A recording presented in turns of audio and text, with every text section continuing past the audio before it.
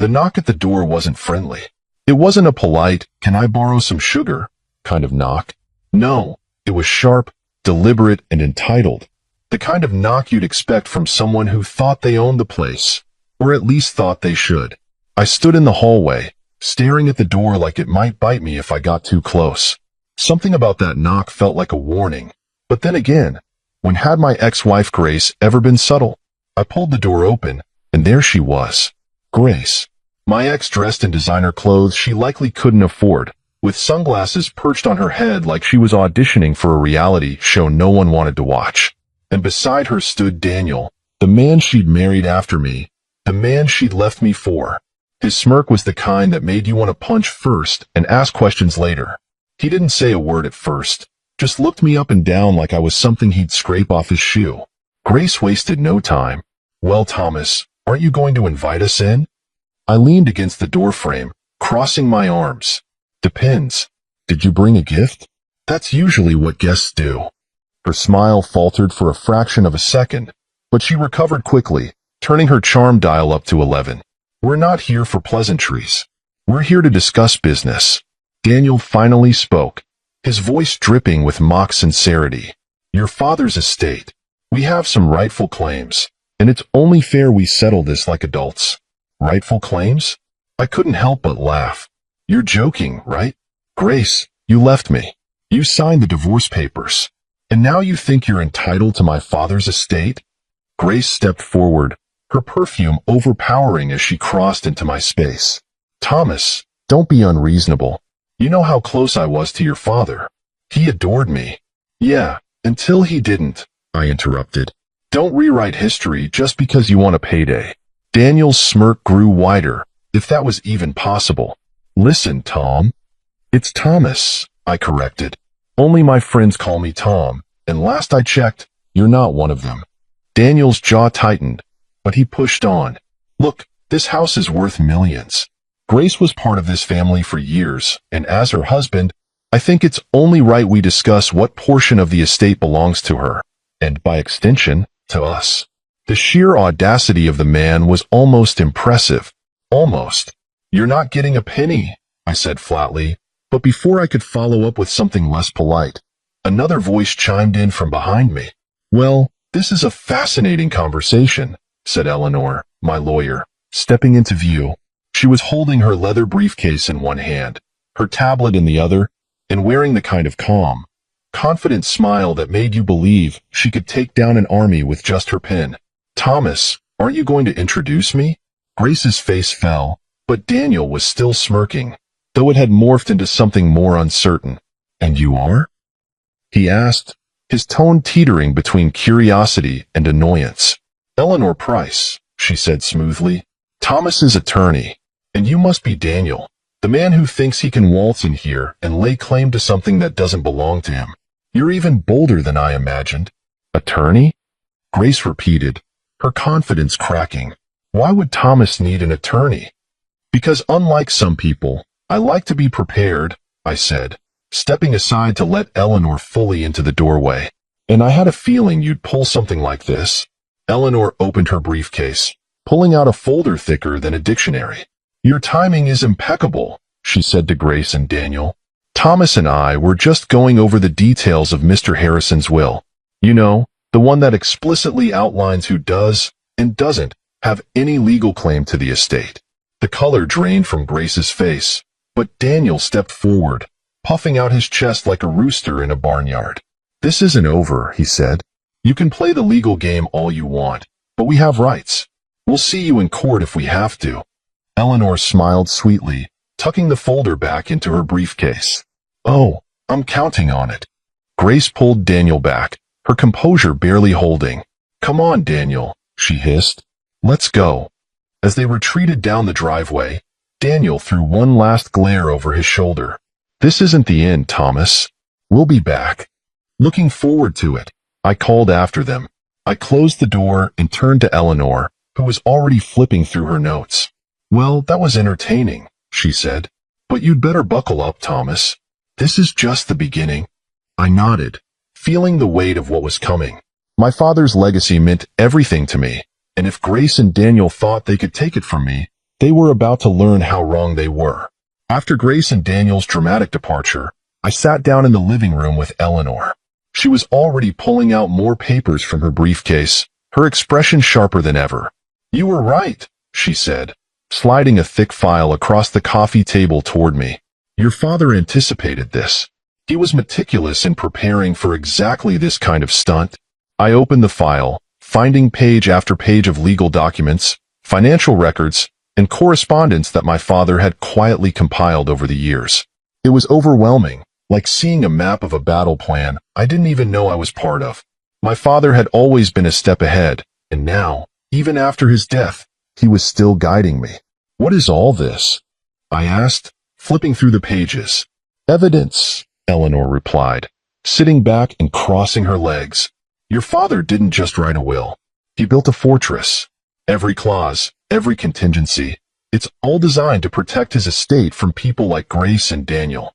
He knew they'd try something like this." My stomach churned. "You're saying he saw this coming?" Eleanor nodded. "From the moment Grace walked out on you, he started putting plans in motion. He suspected she was only with you for the money, and when the divorce happened, it confirmed his fears. Then, when Daniel entered the picture, your father became even more cautious. He didn't trust either of them." I leaned back in the chair, the weight of my father's foresight settling on my shoulders. "So, what's the plan now?" Eleanor tapped her pen against her notebook. "First, we're going to make sure the will stands exactly as your father intended. Second, we're going to expose Grace and Daniel for who they really are. And finally, we're going to ensure that everything your father worked for stays in the family." Her confidence was reassuring, but it didn't make the situation any less infuriating. Grace and Daniel weren't just greedy, they were shameless. My father had barely been gone long enough for the flowers on his grave to wilt, and they were already circling like vultures. "What do we have on them?" I asked, needing to know how strong our case really was. Eleanor's lips curved into a small, knowing smile. "Quite a bit, actually. Your father was very thorough. He hired private investigators to look into their activities after the divorce, and the results are damning." She pulled out a smaller folder and handed it to me. I hesitated for a moment before opening it. Inside were photos of Grace and Daniel meeting with various people, some of them lawyers, others unrecognizable. One picture showed them in a bank, holding what appeared to be documents. Another showed them in a dimly lit restaurant, speaking with someone who looked suspiciously like a private investigator of their own. "What am I looking at?" I asked, my throat dry. "Evidence of their attempts to contest the will before your father even passed," Eleanor explained. "They've been planning this for months. Daniel, in particular, has been aggressive in trying to find loopholes or weak points they could exploit." I stared at the photos, my blood boiling. Grace and I had shared years together. We weren't perfect, but I'd always believed that, at the very least, she cared about me once. Now it seemed like every moment of our marriage had been part of some larger scheme. "And the will?" I asked, trying to keep my anger in check. "How airtight is it?" "As airtight as it gets," Eleanor assured me. "Your father included a clause, what we call a no-contest clause. It essentially states that if anyone tries to challenge the will, they risk forfeiting their inheritance entirely. So if they fight this, they'll lose everything." A grim sense of satisfaction settled over me. My father hadn't just been cautious, he'd been brilliant. Grace and Daniel thought they could outsmart him, but they were about to learn just how wrong they were. "What's next?" I asked, closing the folder and looking at Eleanor. "Next," she said, standing up and gathering her papers, "we prepare for the reading of the will. That's when this will all come to a head. Grace and Daniel are going to think they've won, and when they do, we'll be ready to show them just how wrong they are." I followed her to the door, my resolve hardening with every step. This wasn't just about protecting my father's legacy anymore. It was about standing up to people who thought they could take whatever they wanted without consequence. As Eleanor stepped outside, she turned back to me. "One more thing, Thomas. Your father left you something. It's not in the will. It's separate. I'll bring it to you tomorrow before the reading. He wanted you to have it when the time was right." "What is it?" I asked, curiosity piqued. She smiled. "You'll see." I watched her drive away, my mind racing. Whatever my father had left me, I had a feeling it was going to change everything. Grace and Daniel thought they had this in the bag, but they didn't know what they were walking into. They didn't know who they were up against. The next morning, Eleanor arrived right on time, holding a small leather-bound journal and a sealed envelope in her hands. There was a weight to her expression, one that told me whatever she had brought wasn't just another piece of legal strategy. It was personal. "This belonged to your father," she said, handing me the journal first. "He kept it during his last year, knowing things were coming to a head." I took the journal carefully, running my fingers over the worn leather cover. My father, Richard, had always been a man of quiet reflection, preferring to write down his thoughts rather than voice them aloud.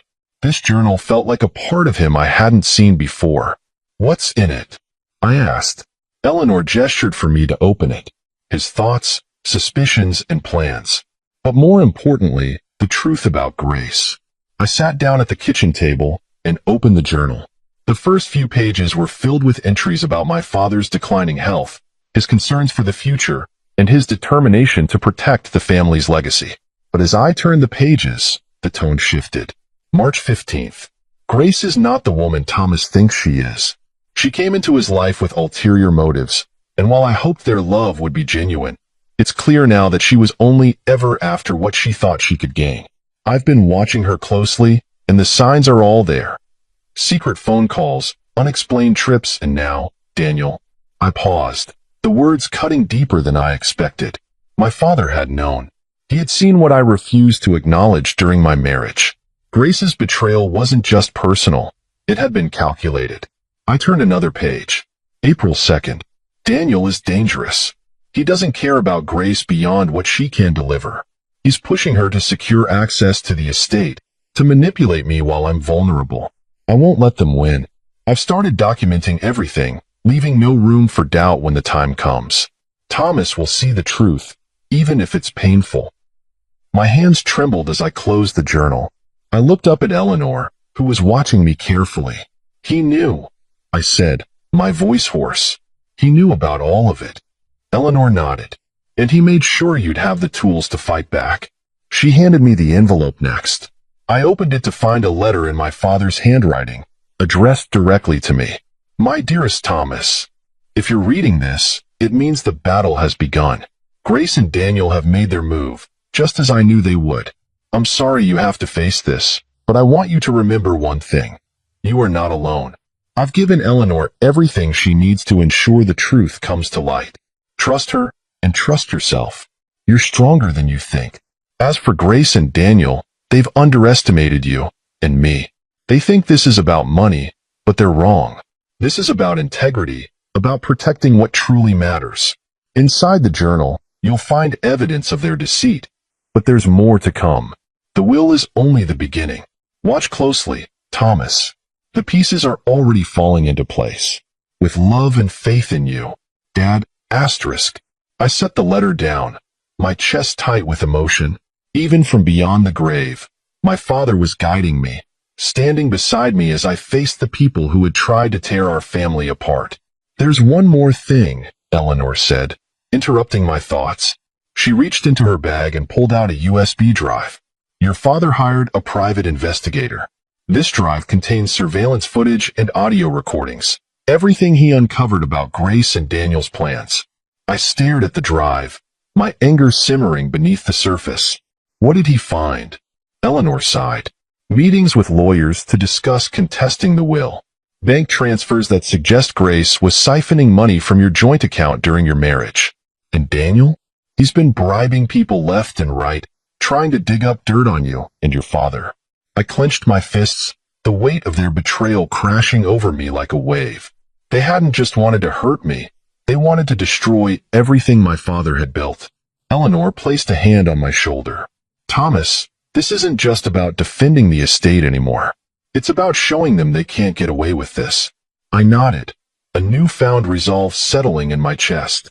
"Let's make sure they don't." As Eleanor packed up her things, I picked up my father's journal again, flipping to a page I hadn't read yet. A single phrase stood out, written in bold, deliberate letters. "The truth always comes to light." I closed the journal, the words echoing in my mind. Grace and Daniel thought they could manipulate me, deceive me, and take what wasn't theirs. But they didn't realize that my father had left me more than an inheritance. He'd left me the strength to fight back. The reading of the will was tomorrow, and I was ready for whatever came next. The day of the will reading arrived, and the tension in the room was palpable. Grace and Daniel sat across from me at the long conference table, looking far too confident for my liking. Grace was dressed to the nines, her sharp smile a mask of smug superiority, while Daniel lounged beside her, exuding the arrogance of someone who believed he'd already won.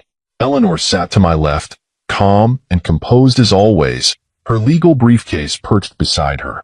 Across the room, the executor of my father's will, Mr. Warren, adjusted his glasses and prepared to begin.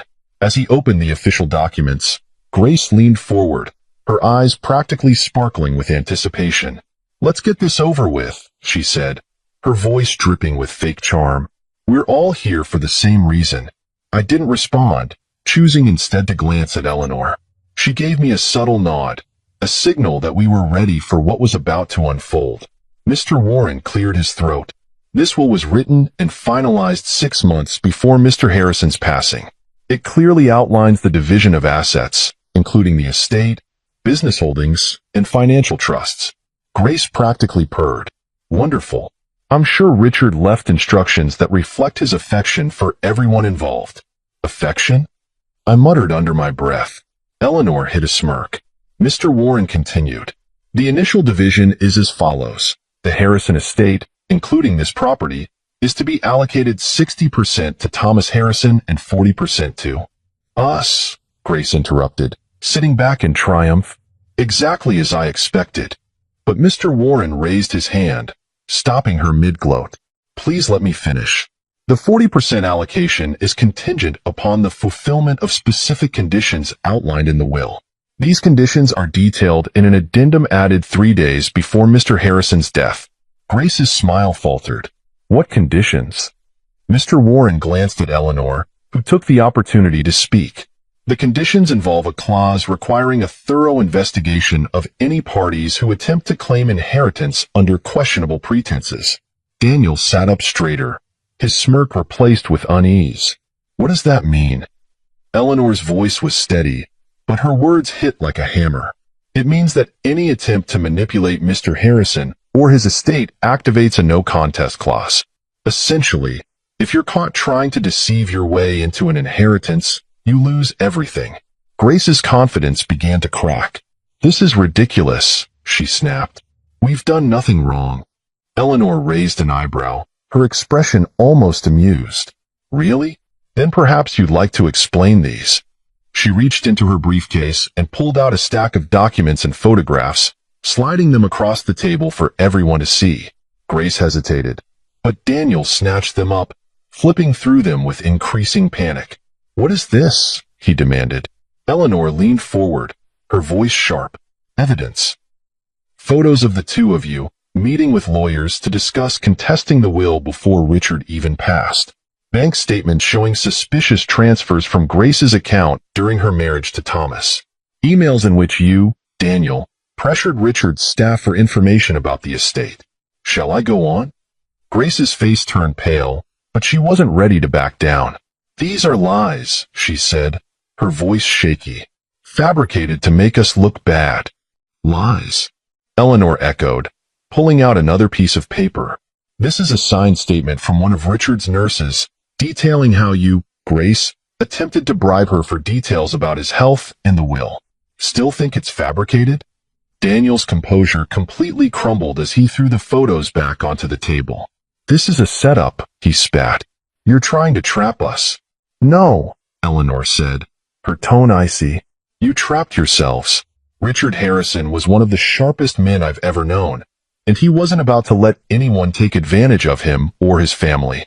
Grace's voice rose, desperate now. "This doesn't prove anything. Richard was old, sick. He probably didn't even know what he was signing." Eleanor's eyes narrowed. "Careful, Grace. Claiming that Richard wasn't of sound mind is a dangerous argument when we have evidence proving your attempts to manipulate him. You'd only incriminate yourself further." Daniel stood abruptly, his chair scraping against the floor. "We're leaving. This is a waste of time." But before he could storm out, Eleanor dropped her final bombshell. "Leaving won't change what happens next.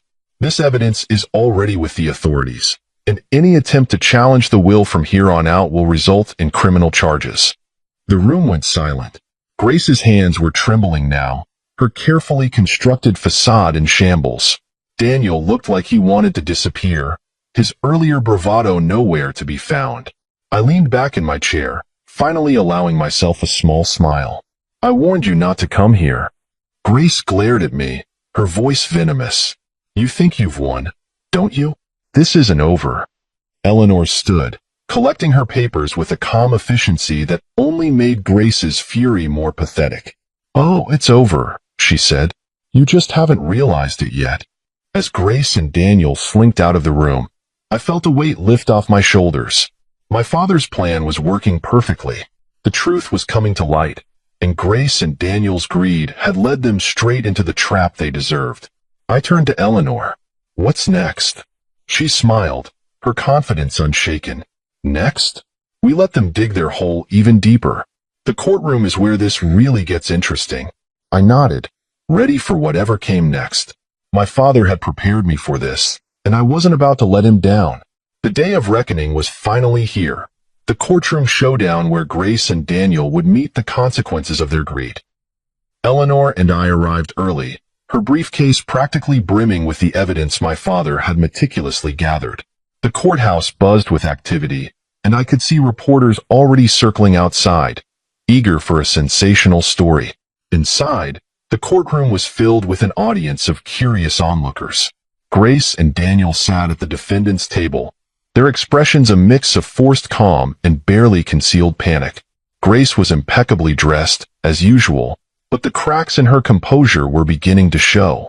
Daniel, on the other hand, looked like he'd aged a decade overnight. Their attorney sat between them, whispering hurried reassurances that didn't seem to help. I sat beside Eleanor, who looked as calm and collected as ever. "They're going to fight this," I whispered. "They can try," she replied with a faint smile. "But your father left no loose ends." The judge entered, and the room fell silent. After the formalities, the case began with the reading of the will. The initial terms were straightforward. 60% of the estate was allocated to me, while 40% was to go to Grace and Daniel, contingent on fulfilling specific conditions. Grace sat up straighter, her confidence briefly returning. But then Eleanor stood, her presence commanding the room. "Your Honor, we would like to introduce evidence related to the conditions of the will, as outlined in the addendum." Grace's attorney stood quickly. "Objection, Your Honor. This is irrelevant to the initial distribution of assets." The judge raised an eyebrow. "Overruled. Proceed, Ms. Price." Eleanor stepped forward, her voice steady and precise. "The conditions of the will include a no-contest clause. This clause states that any party attempting to manipulate Mr. Richard Harrison or his estate forfeits their claim entirely. We have evidence that the defendants, Grace and Daniel, engaged in such manipulation." Gasps rippled through the courtroom. Grace's attorney scrambled to object again, but the judge waved him off. "Let her continue." Eleanor approached the bench, handing over a stack of documents. These include bank statements, photographs, and signed affidavits detailing the defendant's actions. Notably, we have proof of bribery attempts, fraudulent financial activities, and premeditated plans to contest the will before Mr. Harrison's passing. The judge reviewed the documents, his expression darkening. Grace's attorney looked like he wanted to crawl under the table. Daniel leaned over to whisper something to him, but the attorney ignored him, clearly out of his depth. Eleanor continued, her tone sharp. "Furthermore, we have video evidence of Grace and Daniel discussing their plans. This includes a recorded attempt to bribe Mr. Harrison's nurse for information about his condition and the contents of his will." At that, Eleanor pulled out a USB drive and handed it to the court clerk. Moments later, the video played on the courtroom screens. Grace's voice filled the room, unmistakably conniving. "Once the old man's gone, we'll challenge the will. Daniel, you just have to keep pressuring him. He's sick. He'll cave eventually." Grace's face turned white, and Daniel's jaw clenched as murmurs spread through the room. The judge silenced the crowd with a sharp bang of his gavel. "Do you deny this is your voice, Mrs. Grace Mitchell?" Eleanor asked, her words cutting like a knife. Grace hesitated, then stammered, It's taken out of context." Eleanor didn't flinch. "Would you like to hear more context? We have hours of recordings." The room erupted in whispers again, and the judge banged his gavel once more. "Order. Mrs. Mitchell, please answer the question." Grace glanced at Daniel, who offered no help, then back at her attorney. Finally, she slumped in her chair. "No," she muttered. "I don't deny it." That single admission sealed their fate. Eleanor wasn't done yet. "Your Honor, I would also like to present evidence of financial fraud committed by the defendants. These bank statements show that Mrs. Mitchell funneled money from her joint account with Mr. Harrison during their marriage, transferring funds to accounts under her maiden name. Mr. Daniel Mitchell was complicit in these actions." Daniel exploded. "That's a lie." Eleanor calmly slid another document across the table. "These records beg to differ, Mr. Mitchell. You see, Mr. Harrison was thorough. He hired private investigators who tracked every dollar in every meeting. Your lies and schemes are all laid bare." The judge leaned forward, his expression stern. "Do the defendants have any response to these allegations?" Grace's attorney stood shakily. "Your Honor, my clients respectfully decline to comment at this time." The judge nodded grimly. "Then we'll proceed." The courtroom was silent except for the occasional scribble of reporters' pens and the judge's deliberate flipping of documents. Grace and Daniel sat rigidly, their earlier bravado long gone. The walls were closing in on them, and they knew it. The prosecution called me to the stand. As I walked past Grace and Daniel, I caught the faint hint of desperation in Grace's eyes, a glimmer of the control she was rapidly losing. Daniel, however, wouldn't even look at me. "Please state your name for the court," the prosecutor began. "Thomas Harrison," I said, my voice steady. "Mr. Harrison, can you describe your relationship to the defendants?" I glanced briefly at Grace and Daniel before answering. "Grace Mitchell is my ex-wife, and Daniel Mitchell is her current husband." The prosecutor nodded. "And during your marriage, did you observe any behavior from Mrs. Mitchell that might indicate financial misconduct or manipulation?" I hesitated for a moment, not because I didn't know what to say, but because I needed to steady myself. "Yes," I said finally. "Grace often withdrew large sums of money without explanation. When I questioned her about it, she would dismiss my concerns or claim it was for household expenses." "Did these withdrawals continue after your divorce?" "They did," I confirmed. I later learned she had accessed our joint accounts during the divorce proceedings, transferring money into private accounts under her maiden name. Grace's attorney stood abruptly. "Objection. This is speculative and irrelevant." The judge waved him off.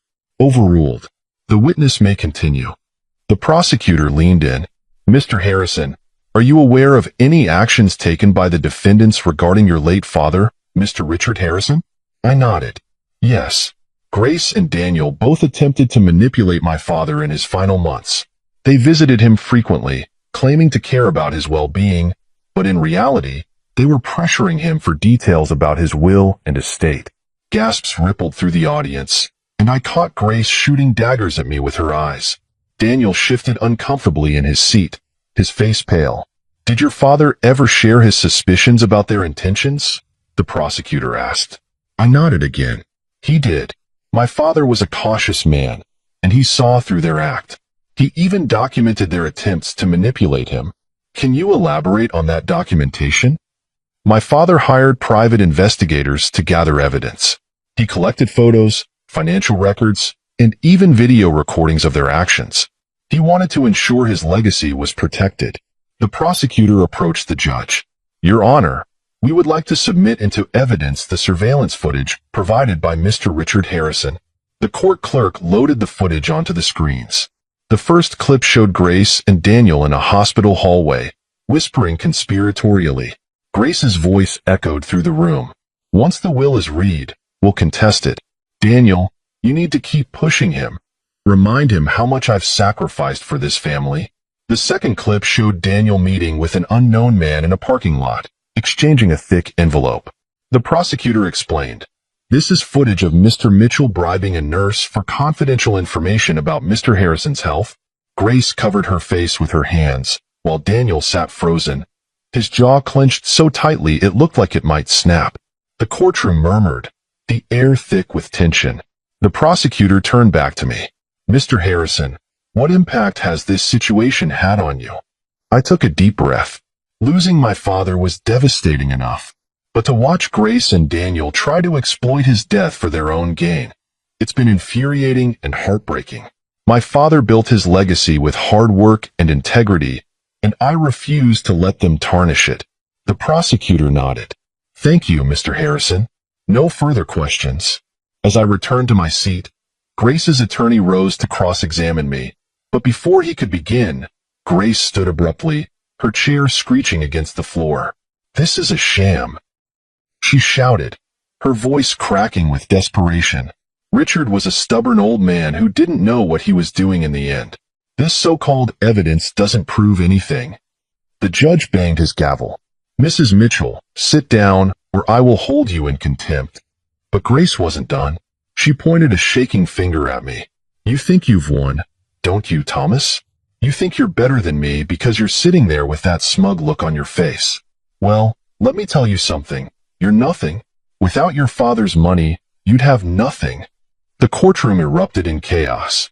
Reporters scribbled furiously, and the judge's gavel thundered repeatedly. "Order. Mrs. Mitchell, that's enough." Daniel slouched in his chair, his head in his hands, clearly wishing he could disappear. Grace's attorney tried to calm her, but she shoved him away, continuing her tirade. "You'll regret this, Thomas. Mark my words." Two bailiffs approached and began escorting her out of the courtroom. She fought against them, yelling over her shoulder, "This isn't over." The judge ordered a recess, and Eleanor turned to me, her expression satisfied. "Well, that was better than I could have hoped for." Her outburst just sealed their fate. "She completely lost it," I said, still processing what had just happened. Eleanor nodded. The jury saw everything they needed to see. Grace and Daniel's schemes, their entitlement, and now their true colors. As we left the courtroom for a short break, I felt a weight lifting off my shoulders. The evidence was airtight, and Grace's meltdown had only solidified our case. My father's careful planning was paying off, and soon, justice would be served. After the courtroom recess, I returned to my seat, my mind swirling with thoughts of everything that had unfolded. Grace's meltdown was still fresh in everyone's mind, her outburst having left the jury with no doubt about her true nature. Daniel's silence, his unwillingness to defend her or even himself, only further cemented their guilt. Eleanor sat beside me, calm and focused as ever. But before the judge resumed proceedings, she leaned over and whispered, "There's one more thing your father planned that I haven't shared yet. It's time to play the final card." "What is it?" I asked, my curiosity piqued. She gave me a small, conspiratorial smile. "You'll see soon enough." The judge returned, and the proceedings resumed. The prosecutor stood and announced, "Your Honor, we have one final piece of evidence to submit, a statement recorded by Mr. Richard Harrison shortly before his passing." The room fell silent. Grace, now visibly shaken and pale, exchanged a nervous glance with Daniel. The judge nodded, granting the request, and the court clerk prepared the video. The screen came to life, and there he was, my father. Richard Harrison appeared thinner and frilier than I remembered, but his voice was as firm and commanding as ever. He sat in his favorite leather chair, the bookshelves of his study framing him in the background. "If you're watching this," he began, "then my suspicions have been confirmed. Grace and Daniel have attempted to claim a part of my estate through manipulation and deceit. To them, I say this: your greed has blinded you to the fact that this was never about money. It was about integrity, about the values this family was built upon." He leaned forward, his gaze sharp and unyielding.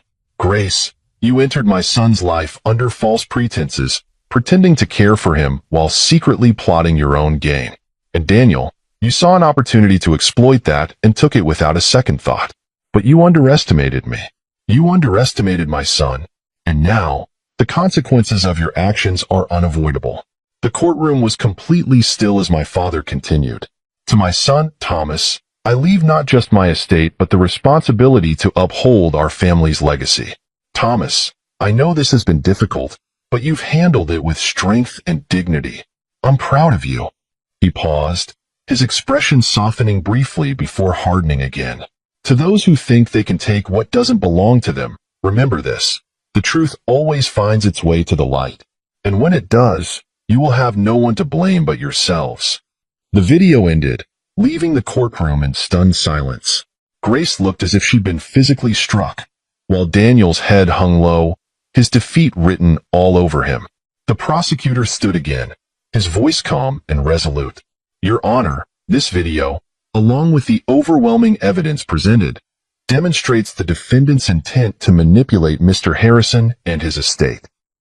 We request that the court enforce the no contest clause in Mr. Harrison's will, barring Grace and Daniel Mitchell from receiving any inheritance. Grace's attorney feebly attempted to object, but the judge silenced him with a single raised hand. Enough. The evidence speaks for itself. The judge turned his attention to Grace and Daniel. Your actions have been nothing short of reprehensible.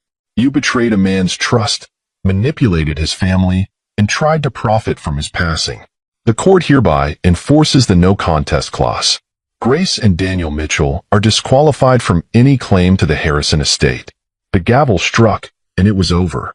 Grace let out a choked gasp, her hand flying to her mouth as if to stifle a scream. Daniel simply slumped in his seat, looking like a man who had lost everything, because he had. As the courtroom emptied, Eleanor and I stayed behind for a moment. She pulled out a sealed envelope from her bag and handed it to me. Your father asked me to give this to you once the case was resolved. I opened it carefully, revealing another handwritten letter. Thomas, if you're reading this, it means justice has been served.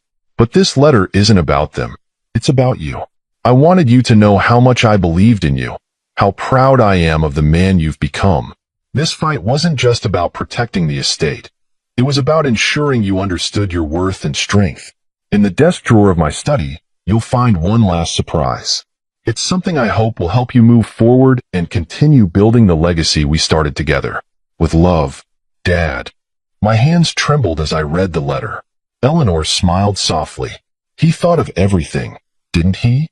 I nodded, my throat too tight to speak. Let's go, I finally said. I want to see what he left. Back at the house, I opened the drawer my father had mentioned. Inside, I found another envelope, this one containing a deed. It was for a piece of land adjacent to my father's estate, with a note attached. This is for you, Thomas. I bought it because I knew you'd make something beautiful out of it. Whatever you choose to do, know that I'll always be with you. I sat back, overwhelmed by the depth of my father's foresight and love. He hadn't just left me his estate. He'd left me a future, one filled with possibilities and the strength to move forward. That evening, as I stood in my father's garden, the weight of the past weeks finally began to lift. The roses he had planted swayed gently in the breeze, a reminder of his enduring presence. I thought of his words, the truth always finds its way to the light. It had, and now it was time to rebuild, not just for myself, but for the legacy my father had entrusted to me. The courtroom may have ruled in my favor, but the fallout from Grace and Daniel's actions was far from over. The media frenzy that followed was relentless, plastering their schemes and eventual downfall across every major news outlet. Reporters camped outside my father's estate, eager for quotes or sound bites, but Eleanor expertly shielded me from the chaos. Keep a low profile for now, she advised. Let the storm pass. You don't owe anyone your story. She was right. I had nothing to prove, but watching Grace and Daniel's public humiliation unfold brought a sense of closure I hadn't expected. A few days after the trial, I received a call from Eleanor. The DA's office has finalized the charges, she said. Grace and Daniel are facing multiple counts of fraud, conspiracy, and attempted bribery. Daniel's cooperation during the investigation might reduce his sentence, but Grace... She paused, her tone heavy. Grace could be looking at 10 to 15 years. I exhaled slowly, processing the weight of it all. Grace had always been manipulative, but I never thought she'd fall this far. Her desperation had blinded her to the reality of her actions, and now she was paying the price. What about Daniel? I asked. He's agreed to testify against her, Eleanor replied. It's his best chance at a lighter sentence. Not exactly the loyal husband she thought he was. I almost laughed at the irony. Daniel, who had schemed and plotted alongside Grace, was now throwing her under the bus to save himself. It was poetic justice in a way. The more the police and DA dug into their actions, the more incriminating evidence surfaced. Grace's attempts to manipulate my father weren't her first offense. She had a long history of targeting wealthy individuals, dating back years. Offshore accounts, fake business ventures, and fraudulent documents all pointed to a well-practiced con artist. But this time, she'd made a fatal error, underestimating my father. His meticulous planning and foresight had caught her in a web of her own making. I thought about the private investigators my father had hired, the surveillance footage, the recordings, every piece of evidence he had so carefully gathered. He had known exactly how this would play out, and he had ensured she wouldn't escape accountability. A week after the trial, Eleanor convinced me to hold a brief press conference. Control the narrative, she said. Show them you're moving forward. Standing in front of a crowd of reporters, I took a deep breath and began. My father was a man of integrity, a man who believed in justice and hard work. His legacy was never about wealth. It was about the values he instilled in me and everyone who knew him. While recent events have been difficult, they've reminded me of the importance of protecting what truly matters: family, honesty, and resilience. I want to thank the court for ensuring justice was served and my father's wishes were honored. As for me, I plan to honor his legacy by continuing the work he started. I didn't take questions afterward. There was nothing more to say. With the court battle behind me, I turned my attention back to the estate. Walking through the house and garden, I felt an overwhelming sense of peace. This wasn't just a house. It was a testament to my father's love and dedication. Every brick, every tree, every flower bed held memories of him. But it wasn't enough to simply preserve what he had built. I wanted to expand it, to create something that would honor his legacy for generations to come. Eleanor and I sat down to discuss the next steps. The land your father bought next to the estate, she said. What do you want to do with it? I thought about it for a long moment before replying. I want to create a public garden, something beautiful and open to everyone. My father believed in sharing what he had, and I think he'd love the idea. Eleanor smiled. Harrison Gardens, she said. It has a nice ring to it. Not long after the press conference, I received an unexpected letter. It was from Grace. I hesitated before opening it, unsure if I even wanted to hear what she had to say. Inside was a single page, her handwriting shaky and uneven. Thomas, I don't expect your forgiveness, but I needed to say this. I was wrong about everything. I let greed and pride destroy what we had, and I regret it more than you'll ever know. You were a good man, and your father was a great one. I failed to see that when it mattered. I don't blame you for what happened. I blame myself. I hope you find peace. Grace. I folded the letter and set it aside. It didn't change anything, but maybe, just maybe, it meant she had finally begun to understand the gravity of her actions. Months passed, and the land my father had purchased began to transform. Harrison Gardens became a reality, a sprawling, vibrant space filled with the flowers and plants my father had loved so much. Visitors from all walks of life came to enjoy its beauty, and with every bloom, I felt a deeper connection to my father's spirit. Eleanor and Isaiah, my cousin, who had stepped in to help during the chaos, stood beside me during the grand opening. He'd be proud, Eleanor said, her voice soft. I hope so, I replied, looking out at the crowd. This is what he wanted. Not just justice, but growth. And that's what it was. Grace and Daniel had tried to take everything from me, but they'd failed. My father's legacy remained intact, stronger than ever. And as the garden bloomed around me, I knew I'd found something even more valuable than justice. I'd found peace. The garden was flourishing. Bright, vibrant flowers swayed gently in the breeze, a living testament to my father's legacy. Harrison Gardens had become more than just a project. It was a symbol of resilience, growth, and new beginnings. Months after the courtroom battles and public fallout, life finally began to settle. The chaos that Grace and Daniel had brought into my life felt like a distant memory, their influence reduced to lessons learned and strength gained. My father's words echoed in my mind often.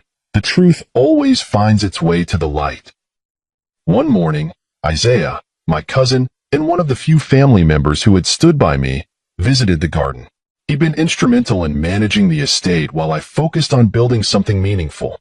"This place is incredible, Thomas," he said, his voice filled with admiration as he walked along the garden paths. "Your father would have loved this." I smiled, wiping my hands on my gardening gloves. He always said beauty can grow in the hardest soil. I think this proves him right. Isaiah nodded, then hesitated. "I've been thinking, maybe it's time to expand this even further. A community center, maybe? Something that could offer more than just beauty, education, resources, a place where people can connect." His suggestion caught me off guard, but also sparked something in me. My father's legacy wasn't just about the garden. It was about giving back, about building something lasting. I nodded slowly. "Let's do it. Let's make this more than just a garden." One afternoon, as I sorted through old files in my father's study, I came across Grace's letter again. I hadn't thought about it much since the day I read it, but something compelled me to pick it up. Her words still carried the weight of regret, but I didn't feel anger anymore. I didn't feel anything, really, just a quiet sense of closure. Grace and Daniel had made their choices, and they were living with the consequences. I had no intention of responding, but I also had no desire to hold on to the bitterness they tried to leave behind. I placed the letter in a drawer, closing it both literally and figuratively. It was time to let go completely. The day of the official opening for Harrison Gardens was sunny and warm, as if the weather itself was blessing the occasion. Families, couples, and individuals from all over the community came to see what we had built. The laughter of children echoed through the garden, blending with the soft rustle of leaves and the hum of bees. Eleanor stood beside me, holding a cup of coffee. "You did it," she said simply. "We did it," I corrected her. "I couldn't have done this without you." She smiled, raising her cup in a toast. "To Richard Harrison, a man who knew how to plan for everything."